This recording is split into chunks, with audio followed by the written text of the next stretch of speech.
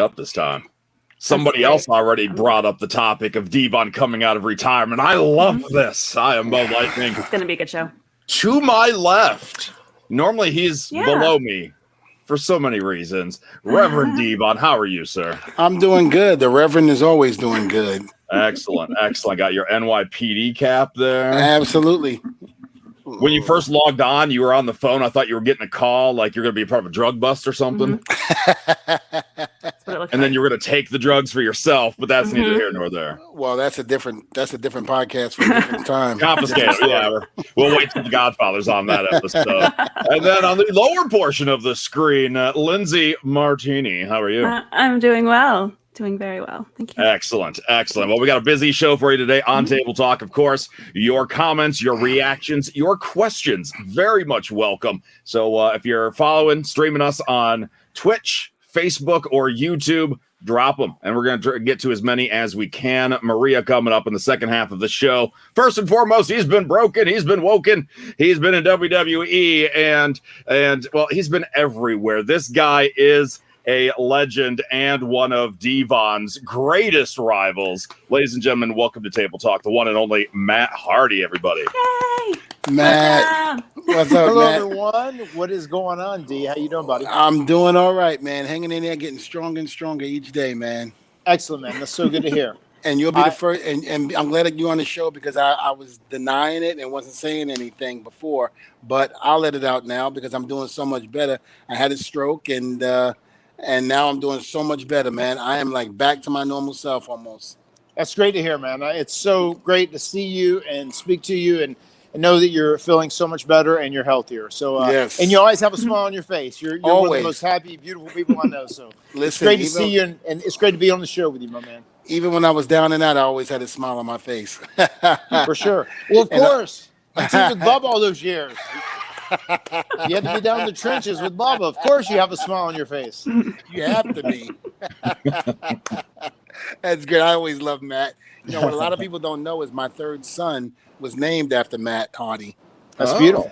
Yeah. Beautiful story. Yep. I went and told Matt, I'll never forget it, when we found out we were having a boy, and I went to Matt. I said, I hope you don't think this is creepy because, you know, back then, especially during the Attitude Era, you didn't say things like that. Like, you know, it was like forbidden. It was like, oh my God, why would you say that? Why would you ask me that? But I was like, Matt, listen, I just want to let you know I'm going to name my son Matthew after you because, you know, we went through hell, man. We went through so many freaking, you know, battles, but yet we became friends. And I remember when me and Bubba first came in, it was kind of like, these guys from ECW, okay. And, you know, it wound up being to the point where we became such good friends, you know, after all the TLC matches and all the battles we had. And I felt that, you know, close to Matt. I was like, I love the name Matt, and I want to name my son Matthew. Dude, it's so flattering. That's such an honor to hear. And it's an awesome name. Yes, it is. Matthew's a beautiful boy. And yes, he is. And I always told Matt, I was like, am I the only one that calls you Matthew? He goes, and my dad. I go, okay. So I'm in that category. All right. All good. And, you know, a little known fact, I think the Young Bucks, Matt Jackson, he was named after me too. So you guys have that. Was he really? See, there you go. That may or may not be true, but I like to throw that in there. Especially Big Money Matt likes to throw that in. I love it. Love it. That is awesome. Oh, well, Matt, I miss you, man. I mean, you know, at one point you were with WWE, but you went on and you're in AEW now. So, you know, how's it going for you? Great, man. I have no complaints. I'm very excited.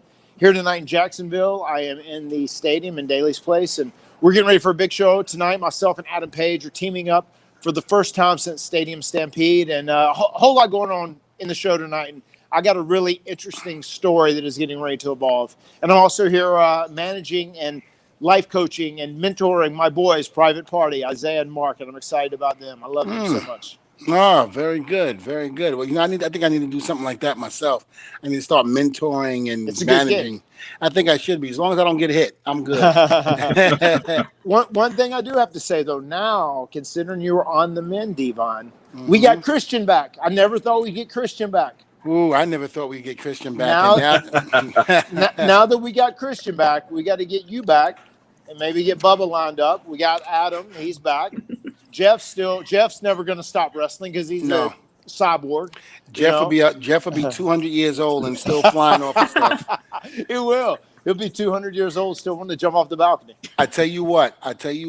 I will come out of retirement and do it if possible. If we can get the Dudleys, Edge and Christian, and the Hardys to be on the same show, I will definitely come out of retirement and do it only on one condition. I am not hanging 25 to 30 feet up with your brother in the air again.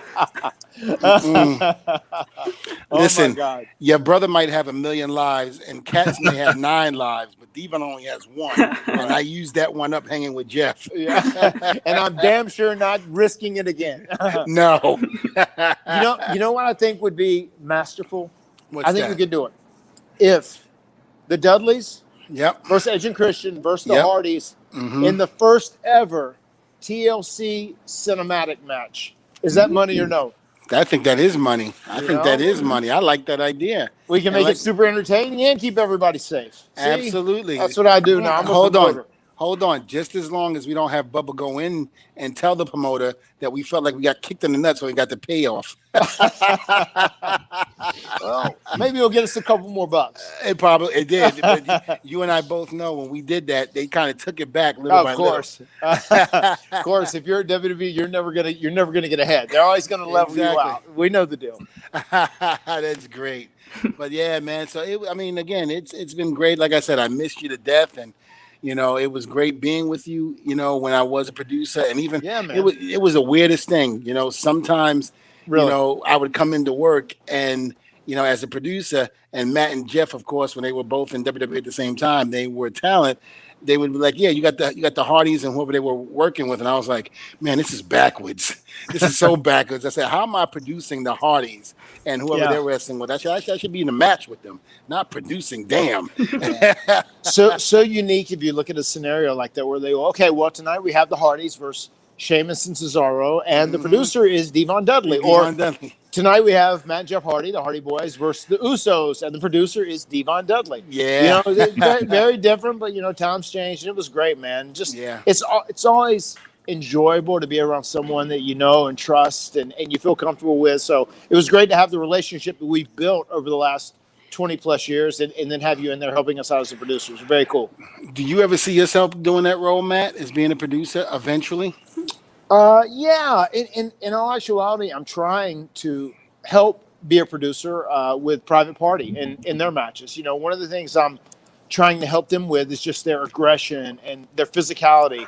And now, especially, they've kind of turned heel to a degree. Definitely just trying to make them more aggressive, make them a more serious act, and let them be more than just athletes that are amazing acrobats. That's my goal with those guys. So I'm kind of actively hands-on the producer of the matches that they're all in now. So yeah, very good. I'm definitely up for doing that. See, I'm envious of you because you're working your way into it. Meanwhile, they told me, they were like, "Nah, we don't want to renew your contract. We're just gonna make you a producer," and threw me right into the mix. Right. I didn't know what the hell I was doing. This is like for me the best of both worlds, because not only do I still get to perform, I'm kind of used in a way where it's almost like a legend status, which is great. And then I kind of get to help the young talent out and do some production stuff too. It kind of, almost like dipping my feet into the whole producer side of the business. So it's great and it's super enjoyable. I really, really, really dig it. Let me ask you this. Do you find that the younger generation are a little bit are like respectful now with helping them in that way? They listen to you. They don't try to talk over you or do anything like that. They've been great. And here they've been so receptive and just, totally like open to everything. And I even know too, like there's been a change in the business from like the athletic standpoint and the acrobatic standpoint. Like really people want more action. And the size of the guy has gotten smaller as well. So I'm also learning on the fly for that scenario too.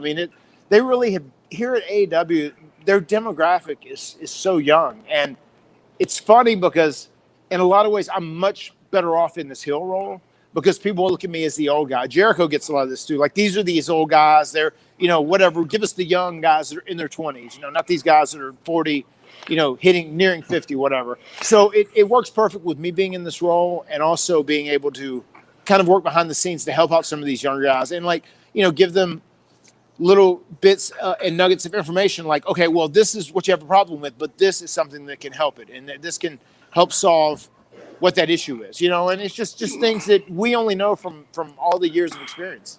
One of the greatest things I like to say, Matt, is remember when we were growing up and we were kids watching WWF, NWA, it was always the guys in their 20s to mid-20s that were like the beat-up guys. Like, they weren't going to have a chance in hell.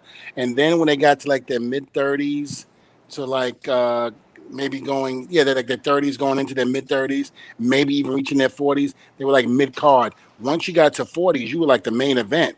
Because you had the knowledge in you, so you knew how to do things.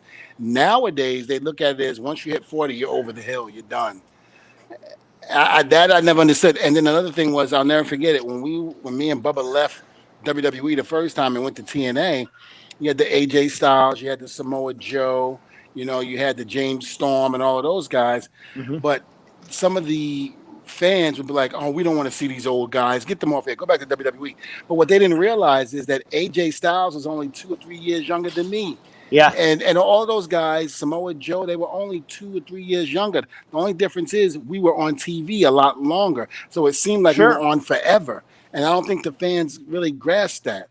No, they don't. And also the wrestling fans are just so outspoken and so many people have a platform. And sometimes it's hard as a young wrestler to go online and read Twitter or Facebook or Instagram because it's really easy to get jaded and not get a fair assessment of how you're doing, because like these fans, I mean, they're not spitting facts the majority of the time. It's their opinion. I mean, some people may like you, some people may not like you, but the fact of the matter is you have to always go by the majority. That's what says an act's over. And even now it's such a weird time in this pandemic era, the empty arena era, like really, I've had this conversation with Jericho so many times, like what is over? I mean, with the lack of live crowds, that's how you always knew an act was over or not. If you see an act that's starting to that's heating up and getting hot and for the very first time ever, like getting over, you can hear that crowd reaction every night get bigger and bigger and bigger. And then as soon as their music drops, there's an explosion of a pop. But now you don't have that. You don't have that barometer anymore. Yeah. So now you kind of almost have to like base off what the TV audience is considering over. So it's a very tough, tricky scenario, and it's just you have to be careful as far as like being a young talent to not get lured into the trap of like listening to too many people's opinions, because you have to go with the majority, not just the randos here and there. Well, let me ask you this: do you think that? And I understand what you're saying. Like you need like we don't have the crowds anymore in the arenas, so we had to depend on the TV crowd and things like that. People that watch from home and things like that. And thank God we got social media, because if we didn't, I don't know what would happen with the state of pro wrestling. I think that's the only time Dvon's ever said "thank God" for social media. Yeah, the only time. Right. Yeah. But it's kind of weird to me that that is the case now. But do you think that was the case also back then? Even though we had people at the events and things like that, we really had to depend on the TV people to determine who was over and who wasn't at one point. I mean, they do. They obviously play a role in it. But like when you come out in front of a live crowd and a live audience, that is your instantaneous reaction, and what is over and what isn't as over. Like Orange Cassidy was so popular, and people were like, no, nobody likes him. If there would have been live crowds in the buildings, if there had been sold out buildings, 5,000, 6,000, 10,000 people when he was doing his program with Jericho, people would have been going nuts for him, because he was so over, and his merchandise said he was so over, but it's just hard not being able to judge by that reaction in a live setting. And that's totally changed the game from top to bottom. I mean, it's hard to get a honest feel of like what's over, and you really won't until like actually crowds come back in the arenas. I think we're all waiting for that. I think that's one of the biggest things. I think as wrestling fans and talent, we're all waiting for the day that we can have fans back. Yeah. Again. Even at these live shows, we're very fortunate here. This Daly's Place, where I'm sitting right now, is an open air arena. There's no walls on it. It has a roof to protect from rain or storms. It holds 5,000 or 6,000 people. and they'll put 1,000 people in here, and they scatter them in their groups. You know, like they call it a pod of 6 or 8 people, and they're scattered throughout the 2 upper decks. You know, so it's good and safe. But just to have that little bit of crowd noise and have that reaction makes a world of difference. You know, especially when you're old like me and you're out there trying to take bites. You know, it definitely helps the adrenaline kick a lot more. So it's just so much nicer to have a crowd in here. It's crazy how this has almost become normal now. I've been doing it for so long. You know, the first show that I debuted for AEW was the first ever empty arena pandemic era show. I haven't wrestled in front of an actual crowd here at every single show I've done has been here in Jacksonville. I've just been working the Jacksonville territory, brother, for almost a year. Well, here's the deal. You know how we used to always say that storylines aren't like they used to be back in the day? In other words, it was rushed. Remember how, you know, like the whole title changing, leaving Hogan to go to Macho Man? That was like a year in the making because he had to go do the movie. And then, you know, we had to do the storyline with him and Savage and WrestleMania 4, building up to Savage getting the title. And then from that point on, and a lot of people didn't realize it, but except for the smart marks and us, that the time Savage did win and he put Elizabeth on top of Randy's shoulders and holding the title, when Hogan put his hand on her backside, it was kind of used as a, oh my God, did you see what Hogan did? It was like, it was a year before Savage and Hogan ever touched. Meanwhile, they were doing storylines that far in advance, and they were building it up. And I think that's something that we don't do anymore. Is that because we say that the fans don't have the intelligence span to absorb it for that long, but it's our doing to make it that way. So what I'm pointing at is, if we do the TLC match, we can build it up. You know, the Hardys getting back together, the Dudleys getting back together. Yeah. And Edge and Christian, but we can't have the match unless there's fans in the audience. there you have it. That would be a huge help for sure. Yep. So we got to build it up.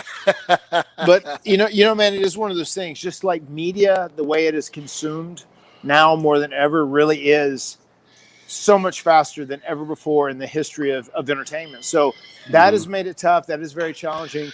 For WWE, especially with their model of having so many pay-per-views, then they're constantly trying to, you know, rush to tell a story to fit it for, you know, pay-per-view. They almost, you know, had a pay-per-view a month or whatever, a big event. Here at AEW, it's a little more beneficial to our storytelling because they do 4 big shows. We'll have specials throughout Dynamite and whatnot, but then it leaves a little bit more time to try and tell a more elongated story to become emotionally involved within, you know, and get to a big pay-per-view event. And that's one thing that I do appreciate here. And I really am blessed to be here. This is just the perfect spot for me right now during this time of my career. And I'm so happy to be here, and I'm just so blessed to be here and just still being able to do my passion, you know, on this level. So I'm very happy. All right. Well, Matt, listen, I know you're there and you're getting ready for the show. You got to do things. So we're going to let you go. We want to thank you so much for coming on the show. But where can we get in touch with Matt Hardy? I mean, in terms of social media, because you got to be living under a rock or somewhere in Saudi Arabia if you don't know by now. Exactly. But where can you find Matt Hardy on social media?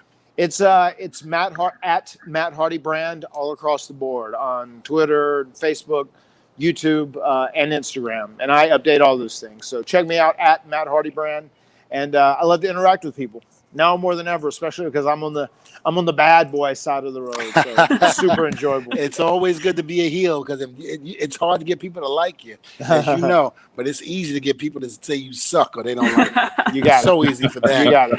Matt, before we let you go, I just want to say congratulations on your baby coming up. Do you know if it's a boy or girl yet? The 4th child is a girl. My girl sperm finally won the race. You know, so I have 3 boys. Thank you so much. She's gonna have 3 great bodyguards. Absolutely. For sure. Wow. So, And so you're only 2 behind me now. I'm only 2 behind you. You better keep pumping them out because you never know. I might not stop. I'm addicted to these babies. Oh, you and I both. Let me tell you, I might have 3 more when this is over. Matt, listen, you take care of yourself. Be safe out there. Thank you. I will definitely be talking to you soon, my brother. You got it. Thanks, man. I'm so happy to hear you're doing better, man. It's great to see you. Yes, I am. Healthy, happy, and smiling, man. I love you, buddy. My man. Thank you. I love you, Matt. All right. Thank you, guys man. be cool. Thank Thank you. you. Bye. Good stuff. Oh man, He's Matt. so now, nice. now Matt's telling me I need to have another baby. What the hell? We were telling you this before the show went Yeah, on. you listen to Before him it and went not live. us. Come on. Because next week on the show, we're actually going to have the author of 101 Nights of Great Sex. And Dvon has no idea what he's getting into Oh here. no, I do because I listened to the show you sent me. You did? I did listen You to did? it. Yeah. Are you excited? I just want to know what's in the envelopes. We're going to be able to. That's the thing. Yeah, It's next we'll week see. you'll be able to do that. You got a We'll book see. coming your way. So. Oh well, I want the book with pictures in it. Do you remember? Okay, I don't know. think I that's- mean, I don't think you guys are that young that you don't remember this. But back in the '80s, there was a book going around that just about every household had. It was called The Joys of Sex. It was kind of like teaching people how to have, what the different positions. I think my dad had that. Yeah, everybody. It was like almost in every household. It was almost in every household, and I remember, as a 9-10-year-old kid, and this is how bad it was. This is how bad and horny of a kid I was. I'm sitting up there and I'm looking at this book, and it's not like it's actual pictures, but it's like somebody drew it, with a pencil. And I'm looking at it, and things are happening. I'm like, whoa, what's going on down there? And like I'm getting all aroused. And then when I think back 20 years later, I'm just like, dude, it was a cartoon sketch you were looking at getting excited. What the hell's wrong with you? And now we know. Now we know what's wrong with you. Now we know. So when you guys say, I'm sick or what have you, hey, at 10 years old, I was looking at cartoon characters being sketched out, doing sexual positions and getting excited. So there you have it.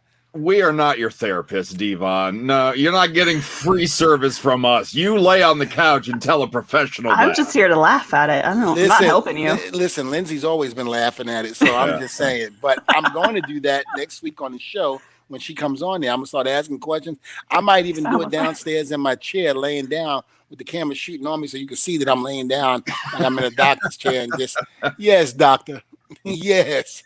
Laura Korn is her name. Anybody wondering? She'll be on the second half of next week's show. I can't wait. I can't wait to have her on. Unfortunately, Matt had to go because Matt was so busy. He was doing a lot of promotional appearances and whatnot. Yes. So. We had to let him go early, but I don't know if I told you guys on the air here. I like to actually credit myself for helping him meet his wife. Really? Yeah. Okay. Dvon's just looking at me like, whatever, Mom. Well, it just shows me that we were bound to meet. I mean, come on, Matt and his wife, and now me, and again, Rachel. It was all because of Rachel that this happened. I was looking to do a show that I thought you had that was producing a podcast. Yeah. And because I remember telling Rachel and Lindsay, I got to try to get myself out there, man. This is crazy because pour yourself out. Yeah. Yeah. I was trying like, how do I do this? And Rachel goes, well, I got a friend named Mo that has a show. And I was like, oh, really? I was like, I'd love to do a show. Next thing you know, I have my own show with Mo and Lindsay. Yeah. That's right. Yeah. How did I get in? I don't understand even how I got on. I don't know either. Am I supposed to be on this show? Well, I asked for you to come on there because I was like, listen, that's right. Because I was taking the concept of like Elvis Duran in the morning show, which I listen to all the time when I'm like in the car going everywhere in the morning. And there's a young lady. I mean, he's got technology. He could stream my show, but that's fine. Whatever. Exactly. Yeah. There's a young lady. His characters on the show are hilarious. But there's one girl named Danielle that's on the show, and she is funny as hell, even from her laugh. And some of the things she says is kooky. We were hoping you would be funny and kooky. I'm so sorry, guys. Now you just feel bad for me. You're like, oh, God, we'll just keep her on the show. Now we just show up every week. It actually, so it gives me the wrong link, but I always figure out the right one. Still here, guys. It actually worked out great because you're doing great.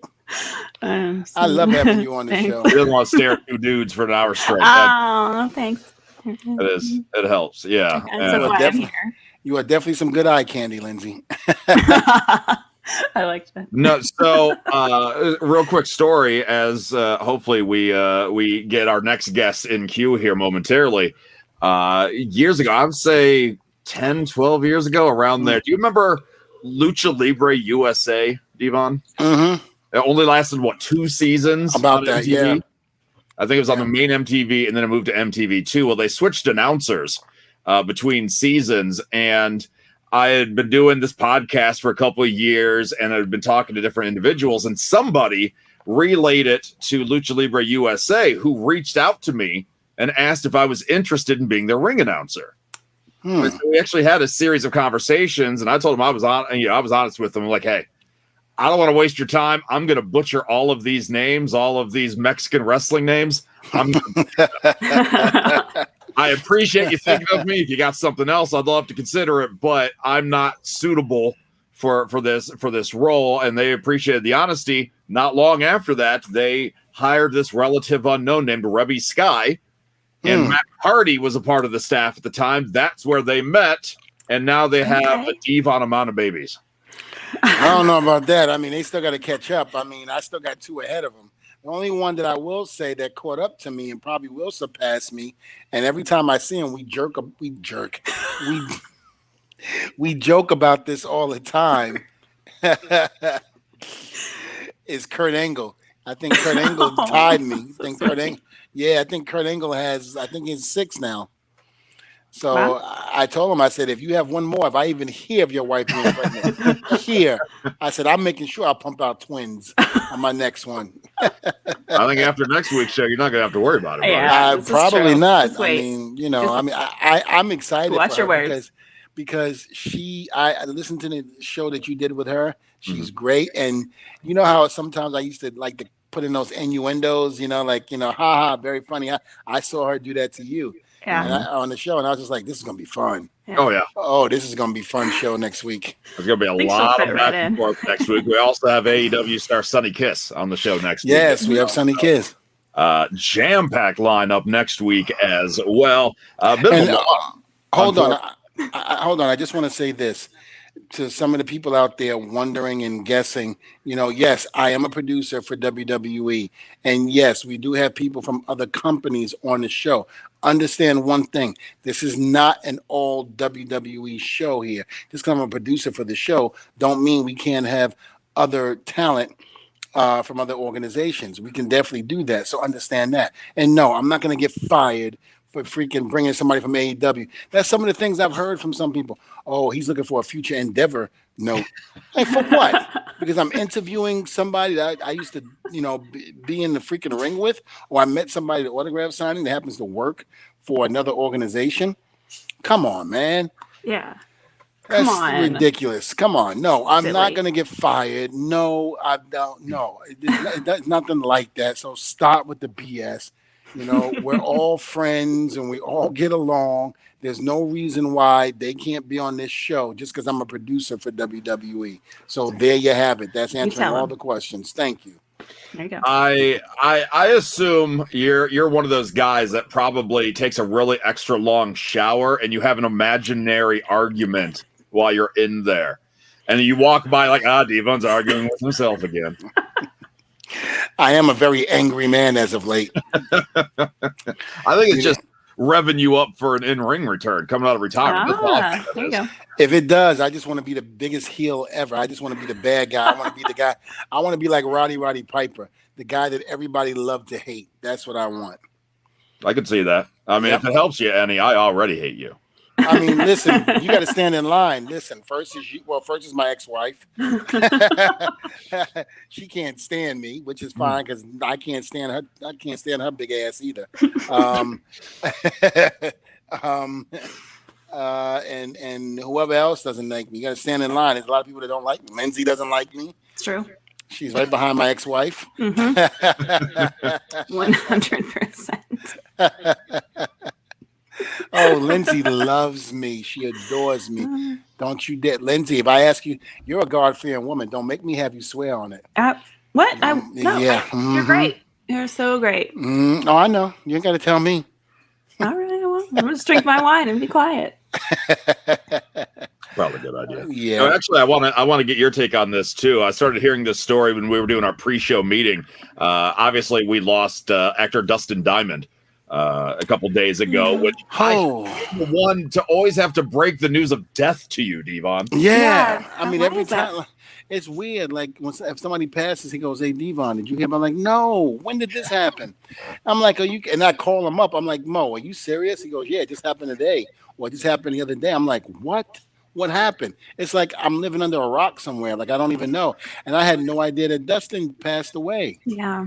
He was fighting, I think, stage 4 cancer. He announced it just about 3 weeks ago, rapidly declined from there. And apparently you had met him at some point, but he thought you guys had known each other. Yeah. Yeah, it was the craziest thing. It was at the last Comic-Con that I did. And I think that's what I did too. Yeah, where was that at? Where was that? It was in Pittsburgh. Yeah. Pittsburgh. Yeah. And I knew him as Screech, from Saved by the Bell. And so when I went to go, I forgot. I think I went up to his table. Was it his table, Lindsay? I forgot how. I can't remember. I think he just approached you. I don't know if it was at his table or at your table. We were pretty close. We were pretty close, and he came over because he was saying hi to somebody. But then when he came over, we looked at each other, and I was just like, "Hey, how you doing?" And then he comes at a moment, and then he came over and he goes, "Hey, how you doing?" He goes, "I haven't seen you in a while," and I was like, "Oh," and to myself, I'm like, "Yeah, we never met before." But if you think you met me, that's cool because you Screech. I'm good with that. I'm good with that. Yeah, I'm gonna play along. I was thinking maybe you can get me a job acting or something. I'm gonna play along with it. But he was a really good guy. He was a funny guy, and I know some people don't have good things to say. I guess he was a certain way to certain people, but he was a great guy to me. And we kicked it off that night. We went to a Japanese steakhouse and had a good time. Him and his girlfriend at the time, and. Me and Lindsay went, and we got done with the show, got done with the autograph signing real quick, and went to eat. And it was really fun, really fun. And you said that this was like a year or two ago. It was about just a year. A year ago. Yeah, about a year ago. Okay, so right before the pandemic hit. Yeah. Yeah, right before he even made the announcement that he had cancer. I didn't even know it. He looked. See, that's the thing. He looked good though. He didn't look sick. He looked really good. He may not have been sick then. He might not have been. But here's what I'm going to tell people out there, and I tell them all the time. Again, I didn't know half the health issues I had until something seriously happened to me, and then I realized all this other stuff that was going on in my body. It was like, oh my God, I could have died. But it's so important to get yourself checked. And I know people take this for granted and they do, and they're whatever, Dvon.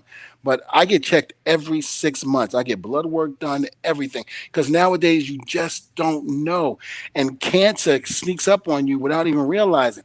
Listen, it could be something you're breathing in the air. It could be the food that we're eating. It could be anything. That's why you just what you're drinking out of a mug every show.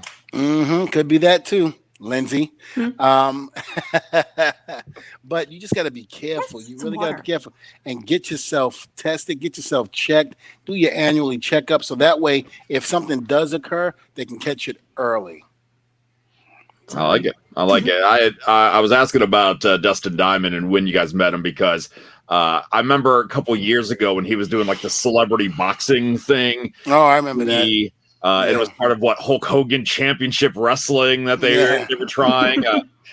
He was going through a rough patch there, and I heard in the last year or two at least of his life, he was really kind of starting to come back around and lightening up a little bit. I think he cleaned up, and so it's nice to see that you guys met him, kind of back on the upswing. Yeah, he was a real cool guy, very funny, just out there, it was great, man. It was really cool to meet him.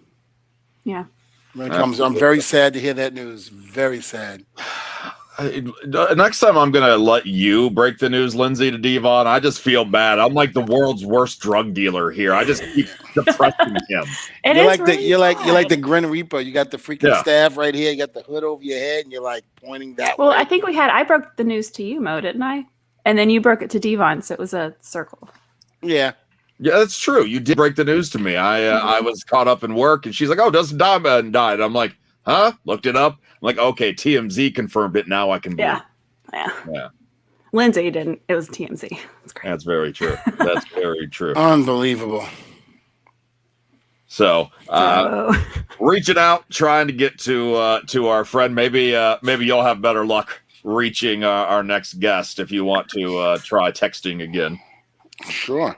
While he does that, I do want to remind everybody that's watching, maybe you're checking out Table Talk for the first time. You don't know that Dvon can marry you. Yes. I know it's hard to read that graphic there. Don't worry about the details of it. But when we say Reverend Dvon, for the first time in his career, for 2 weeks now, actual ordained reverend. It's real. Yeah. Yeah, I told Rikishi that on his podcast that I did, and he went, "Okay." I said, "What, man?" He's like, "You a reverend?" I go, "Yeah." He goes, "Okay." he goes, Great. he goes, he goes. "You still got your red coat on and everything, don't you?" I go, "Oh, no red coat." He goes, "Yes, you do. Yes, you do. Yes, you do. Yeah, but if you want to be married by Dvon, Come on, I'll let's do go. it." I really want to see this. I want this to happen. Well, I've got 2 weddings I got to do now. I got a wedding at the end of What? February. Yeah, I got a wedding. People are serious? People are serious. I got a wedding at the end of February and a wedding at the end of April that I'm doing. Huh. Okay. Do Yeah. you know these people personally, or are they just buying your services? They're like, oh, No. this guy looks friendly. Well, yes, I do know 2 of them. Okay. All right. I do know 2 of them, but now I'm getting more requests for people asking me to do their weddings. So Wow. I was like, this is great. I said, I'll definitely do it. I was like, I had no problem. I mean, I didn't become a reverend for nothing, not to just sit on my butt and say, use the title. I am a reverend now. Did you? So are you doing this for free because you know these people, or did you start doing the Dvon listing of different categories of like, Oh, okay, no. this costs for putting the bride through the table. This costs for the groom through the table. Well, that was the thought. My manager and we were talking about it, and she pretty much said, yeah, you should, if they want to do special things like put their wives or husbands to a table, give them chops, body slams, that should be extra. I was like, you're right, I will do that. Now, no requests yet, because remember, if I do it to one of them, they're going to wind up in divorce court. So you just put it in the contract. They sign it. The table you get put through has to have the Table Talk logo on it. Absolutely. Yes, absolutely. So when people get mad at you for putting a bride through a table, which you were just doing what you were hired to do, not true. We get the publicity out of it. Okay. Exactly. And the dirt sheets, they'll be putting me down for days. Dvon's Church of Latter-day Tables. That's a good one. I like that. That's amazing. But where I think we said a couple weeks ago that we are offering a free service. Like, you won't charge anybody. If somebody wants to get married on this show, virtually. Oh, yeah, absolutely. Not charging at all. StreamYard. Not charging at all. If you want to get married on the show and you want me to do it, yeah, I'll do it. I won't charge you a dime. Yeah. Okay. This is also good. Dvon, you just gave us advice. This is good advice for you. No impregnating the bride to keep up with Engel. Oh, shit. No, man. It's got to go on the contract. No. Listen, I've been through 2 divorces already, and I ain't trying to impregnate no woman that I don't plan on being with. That ain't happening. All right, because I'm not going to be one of those wrestlers that lose all their money to child support. Ain't happening. You would have to come out of retirement then. Yeah. I would have to. I plan on Do doing those 25 feet above the ring matches. I'll be honest with you. I plan on doing it anyway. I plan on coming out of retirement. Now, we finally talked him into it. You did. Yeah. It was definitely us. Yeah. High five, Lindsay. Yeah, man. Yeah, good job. Yeah, I knew it. Both of you got issues. No, the only issue is that, I mean, we should be your managers, and we haven't worked out that arrangement. I know. Why are we doing all this for free? Come on down. I mean, like I said, I'm willing to get back in that ring and do it again. I didn't think I would, but I think I am. I think after going through what I went through and now back on the road to recovery and doing what I'm doing, like, I'm just trying to be strong, like just in my trainers and stuff, trying to get myself back to where I need to be and, dropping all sorts of weight now. So I think I'll be ready. Hell, I might want to do the Royal Rumble next year. I've never been in a Royal Rumble. I know. I remember that. God, I thought maybe this was going to be my year, but it wasn't. Didn't turn out. So, hopefully we'll see what happens. What about opening up a drive-through wedding chapel in Vegas? That means I'd have to move to Vegas. How about we do one right here in Florida? It's never, I mean, you might as well do it here. How many people elope and stuff like that out here? I don't know. How about I move to Vegas and I run it for you? You show up every so often. Okay. Because I love Vegas. I need an do? excuse to move out to Vegas, but I can't move out there without a job. So that's what I'll do. I'll run your wedding chapel. And what about me? I love it. I think it's great. What do I do? What do I get to do? Why don't you get to hang with Danielle chick and be funny and kooky? Yeah, you hang out with me I'm and cooler hang than out. her. No, Okay, you could be my manager like you do at the autograph signings and take the money and tell them when to Right. come and when to I'd be smile like, and this and okay, that. keep There you it go. going. Keep it going. Wedding's been long enough. Keep Oh on my going. God, Lindsay! Let me tell you something. Lindsay is a heel. I'm gonna tell you that right now. What the? Oh my God, We're When here we to were make doing money. that That's it. one guy's at the table, and it's one of those things where you're just like, okay, all right, and you don't want to be rude about it because they're paying to give your autograph, and all of a sudden, I mean, after about 10 minutes, Lindsay, because she walked away for a little bit and came back. She goes, I'll be right back. I'm going to get something to drink. You okay? I said, I'm fine. I got this. Don't worry about it. And this guy was there when she started. When she comes back, she goes, he's still here? And I went, yeah. And then she starts listening to the conversation. She goes, okay, you got to go. You got to go. You've been here too long. I was like, damn. And she goes, Dvon, I'm sorry. Was I not supposed to do that? I go, no, you good. Thank you. I was like, I can't do that because I'm talent. That's right. I got to be the bad guy. She's got to be the bad guy. To be the bad guy. It's so fun. It's true. She's great. Yeah. She's great at it. I'm going to tell you that right now. She's great. Everything that Dvon's saying is absolutely true. As a guy who also worked Comic Con as a moderator, I always got to be the bad guy. If somebody asked a question they shouldn't have asked or wanted you to hook, no, sit down. Next question. Like we can be the bad guy. So and then Dvon's like, I'm sorry, I would, but she won't let me. Oh yeah, I would hug you, but she won't. Oh, she's so mean. And then people leave the table and are like, that bitch. Yeah. Man, Dvon was so nice, but his manager, and I'm like, that's right. Yeah. Yep. Oh, it's great. It's like all the heat goes on her. And then they post about me on social media, and I'm like, oh, bitch. But Dvon was so nice. But his manager, I'm like, I know. She don't Look care. at that. We already got one person ready for you to be a surprise in the Royal Rumble. Listen, I'm not putting it out there. I'm not saying that I am going to be in the Royal Rumble. No. You What literally I'm saying just said that. You're being the first to declare. No. What I'm saying is I would love to be in the Royal Rumble next year. If everything still goes right with me, I would love to have the opportunity to do that. But I have to be straight. My body has to be good and ready to go. That's the only way. Be fine. I think you'll do it. I'll be honest with you. I think I'll be fine as well. I don't think that I'm not going to be. Watch it. I'll watch it next year for the first time. Lindsay, anything you watch wrestling wise will be for the first time. You don't know that. I know that. Go ahead, Dvon. Just say I declare myself for the Royal Rumble. No, I can't do that because the dirt sheets run crazy with that, and nope, I can't do that. I can't declare myself.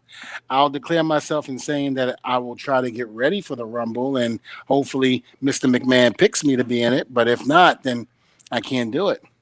Are you sure? If the man don't pick me to be one of the competitors in that. Okay, that's fair. All right. I mean, he's got to pick me to be a competitive. Yeah. So, all right. Yeah. Whatever you say. Just saying. I wish I could just do it on my own and go, yeah, I'll be in it. Okay. But it's just cool. Like I said, I've never been in one before, so it was just like, wow. And that's so crazy to think about. It is because every time Bubba and I have been on the show for the Royal Rumble, we've had a match. So I've never been in one. Now Bubba did when we left and we were in TNA, and he came back and made an appearance and did very well. One of the things I was happy with was, and this has never been done before, you have a tag team that is very popular, and as me and Bubba, were, and then all of a sudden one is there and the other one's not, and then they're cheering for the other one who's not there. And that's never been done for a tag team, and that was suiting for me.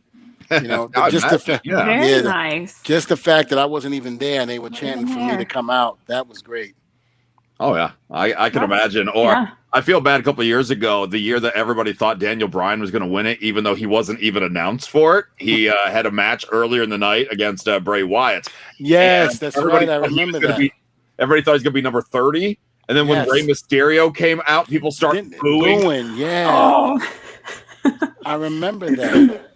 That's sad. Also bad for Rey Mysterio, but this goes to show how much people love Daniel Bryan at that moment. Well, that just goes to show, like, if we didn't have social media as a platform, I put social media over, now I got to bury it, is that, these fans have a voice Where back in the day when I grew up, I didn't have a voice. I had to get a stamp and an envelope with a piece of paper and a pen and write my grievances. I had to walk 2 miles to the In the mailbox. snow, To the mailbox, uphill both in the snow. ways. Uphill both ways. Drop the No letter in shoes there, on. and hopefully the person I was angry at got to see my hate letter. You know, as opposed to going on the internet going, "You suck." By the time they got the mail, they're like, "What are you even talking about? I don't remember." Yeah, they were like, "Wait a minute, that happened like 5 months ago. Why is he still angry?" We got this comment: Dvon to win the Rumble, headline WrestleMania against Roman Reigns in a head of the tables match. Nah, if I come out of retirement, it's in a tag team. I don't want singles. That's too much work. Okay. Okay, well, how about this? John has the idea. He thinks that you're actually talking about getting ready for a XXX Royal Rumble, maybe a parody. You mean after next week's show? Probably. Possibly, yeah. Possibility. Yeah. I mean, guys, let me tell you something right now, ladies and gentlemen. Oh dear. Got to see the show next week. We're gonna have fun. And from what I read, from what I listened to on Mo's show with her, I'm gonna play along with this so good. There's gonna be the kids are not gonna be able to watch this show next week. I'm gonna tell you that right now. No. There's gonna be a whole bunch of shit being said next I'm gonna week. tell my family the show's not on next week. Yeah. And Lindsay, we're canceling it. It's fine. No, we're not and Lindsay, you might be part of that. I might have to bring you a part of that. What? The conversations that we're gonna have. With the lady, I might have to use the hypothetical. Use me for what? For entertainment purposes. What? Yes. What am I doing right now? I'm just kidding. No. That is inappropriate. No, it won't. Not for that show. Not for that show. Nope. It's coming. It's coming. And you're not sick either. You can't call in sick. So don't try it. You got a cough. You better get an oxygen. You better get an oxygen mask and some halls or what have you, because you're gonna be on that show. John's full of advice today. Just make sure your camera's above your chest next week. Above my chest? Yeah, where it's at right now is fine. No. Lower. You might see things like we are the Munchkins, the Munchkins, we are the Munchkins. You might see things like this. No. Are you milking a cow? What? Yeah. What? Some might say that. See what I mean? Do you have? I'm out of wine. It's already starting. What? It's already starting. I wonder if he has 2 penises, because that's. Oh. Yeah. Oh, like there's a possibility. Some have said that too. Oh. Dvon, we got somebody asking, do you want to be famous? You can buy followers, primes, or viewers if you click that link. I do. Can I borrow your credit card? I don't want what? No. Can I borrow your credit card? Oh. I want to become famous. It's got to be good. It's got to be legit when it's got all the extra accents to it. Yeah, no, I'm good. Thank you, man. Thank you for your time. I'm good. I thought I would offer just in case, You got somebody ready to go. That was nice of you. Yeah. Dvon secretly paid your dog to let him know when you're faking sick. Hey, why are you telling him my secrets? Because it's the truth. His secrets, man. That's the truth with you. You fake it. God, what? Wait a minute. Next week. And wow, you went completely off camera there. Oh, I cannot wait for next week's show. That's gonna be so great. Hold on, Lindsay. Wait, if I went back like this and kind of go off camera again. No, not gonna do it.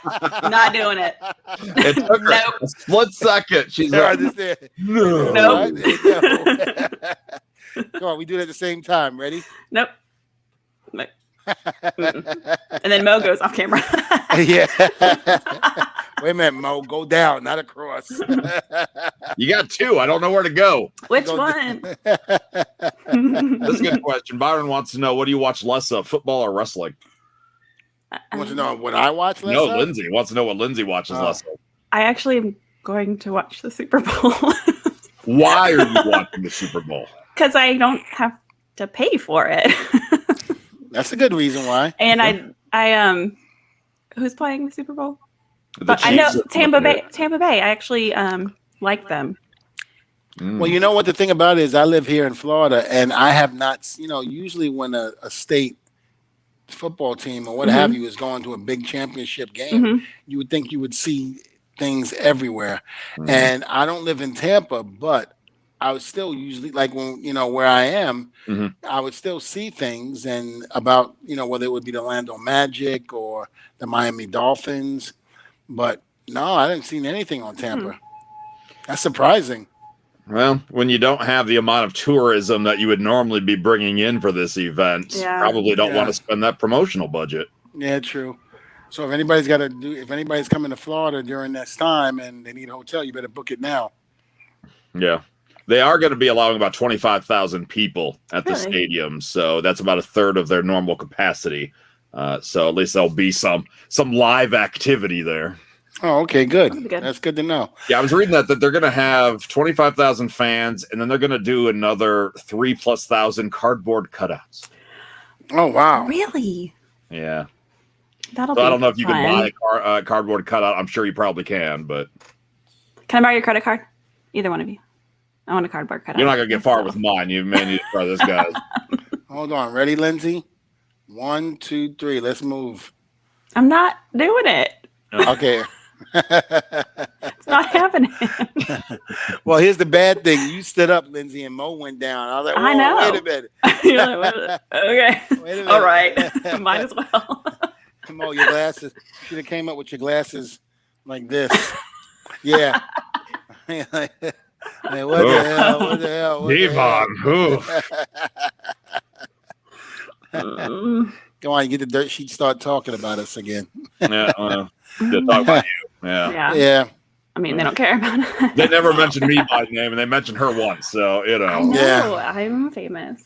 Yeah. I'm just They listen to me. I'm an angry black man. That's what it is. Is that what I said? I can't remember. So who do you got winning the Super Bowl there?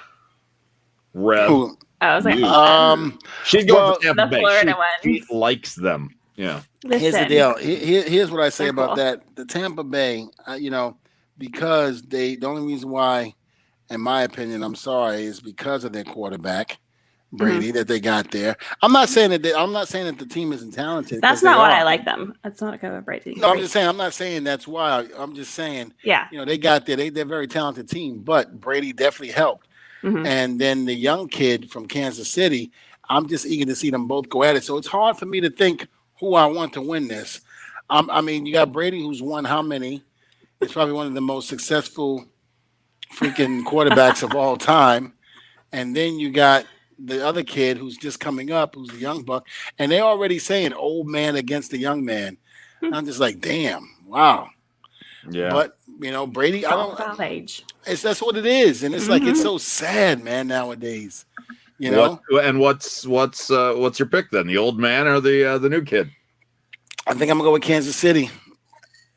Or that's what I'm going with too. Yeah, I'm gonna go with Kansas City, but I'm not gonna be upset if Tampa Bay, because again, I am in Florida and my team sucks, the Jets. So there's nothing I can do about that. So being that I live in Florida and I do need a second team to root for, I should go with Tampa Bay. But I like the young kid. I like the quarterback. Patrick Mahomes. Yeah, I like Patrick. He's good in and off the field, which, nowadays with athletes, you don't find them being nice people off the field.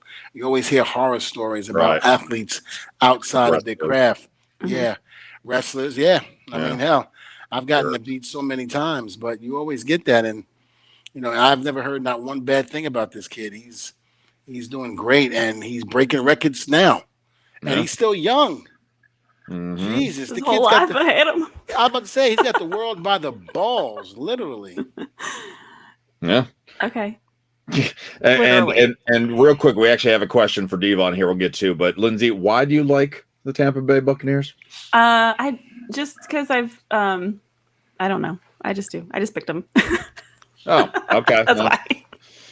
I'd have friends that like them, so it's like I'm my association. It's not because of Brady. That's why everybody else likes him. Okay. I don't know. I'm making that up too. All right.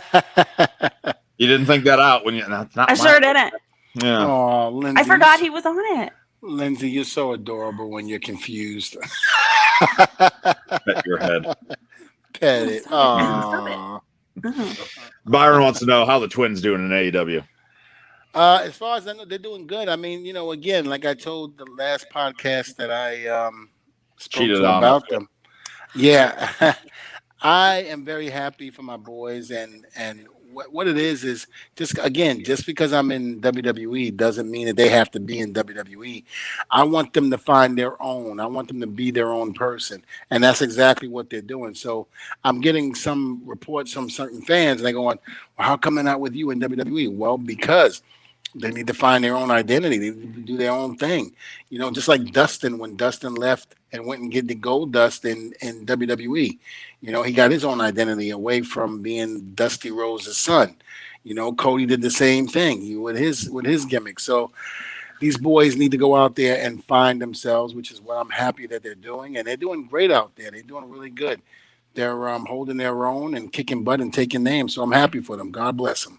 Excellent. Now, this question was actually asked of me last week, and then it said, hey, hold off. We're going to have Matt Hardy next week. We thought we were going to have Christian, not knowing he was coming out of retirement to be a part of the Royal Rumble. Nathan wants to know, out of all the TLC matches you were in, Dvon, which was your favorite, and do you have any special stories about them?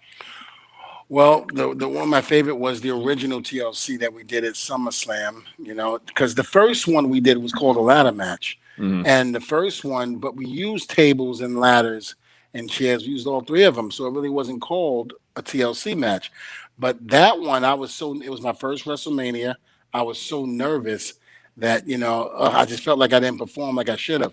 Now, in the SummerSlam. I hate it when you don't perform like you should. I know. It's horrible. We'll get some more advice next week about that. Yeah, thank you. Your ass. Oh, so sweet. But no, we they wait, what was I saying? Lindsay threw me off. Damn it, Lindsay.